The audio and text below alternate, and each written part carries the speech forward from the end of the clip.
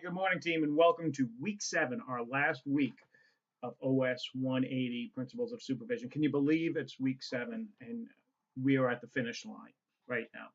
Just a reminder, last day of class is October 30th. I won't accept anything after midnight on that date, okay? So this week, our final week, is legal and ethics.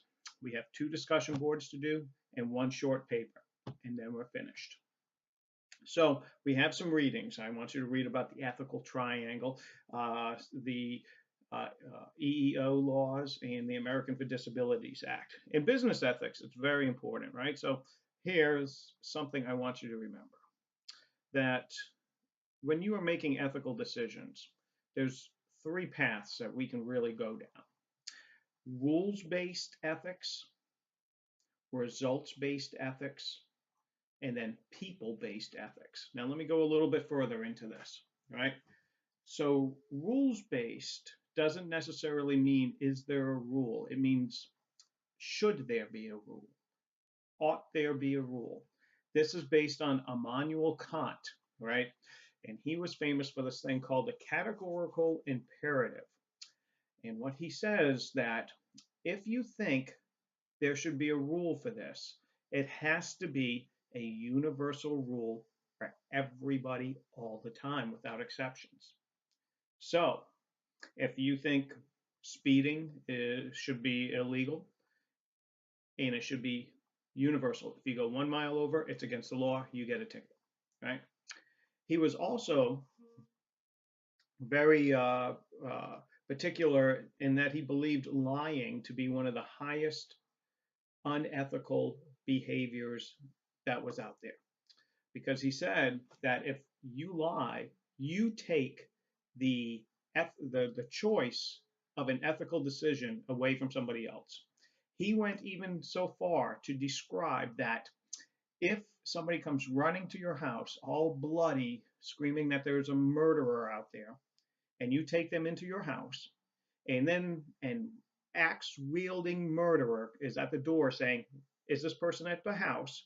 Your answer would be yes, because it is now that person's opportunity to make an ethical decision.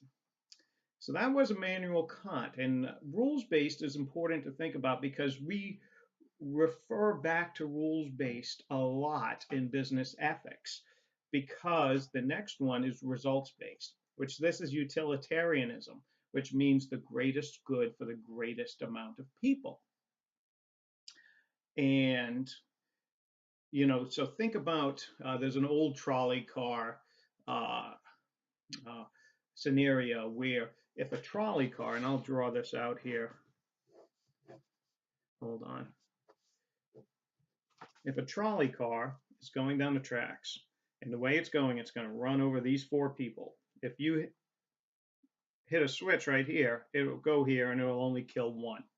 So what do? A lot of people would say, hey, I'll hit the switch and I'll only kill 1 and save the 4. That's utilitarianism at its finest, at its basic form. The problem with that, it's not all inclusive. So imagine if you were a doctor and you had 4 patients. 1 needs a heart, 1 needs a kidney, 1 needs a lung, and 1 needs a spleen. In walks the janitor, and he's a perfect match for all 4. Do you kill the janitor to save the 4? That would be a utilitarian view. So it's not all inclusive. But think about this in business. Do we do utilitarianism? Probably not, right? Do you put a drug out in the market knowing that it will only kill 1 person, but it will save 4?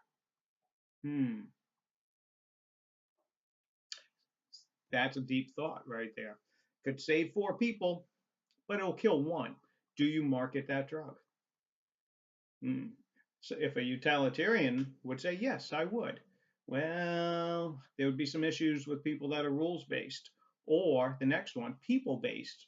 If you are people-based, you are an altruistic. You go by the golden rule: do unto others as they would do unto you.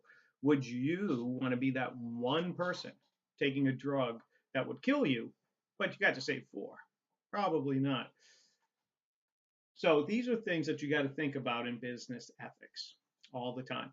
And this is why we have regulations. A lot of people don't realize that, or they don't think about that. You know, they just hear, oh, the evil regulations. Uh, but there has to be some rules out there, because all too often, if you take a ethical path that other people would not, it could get us into a lot of problems. Uh, so, anywho, once again, two discussion boards this week, one assignment, and everything has to be to me on October 30th, so I can spend my Halloween grading papers and getting final grades in. Okay, it's been a great trip. I hope you've learned a lot, and I'll talk to you later.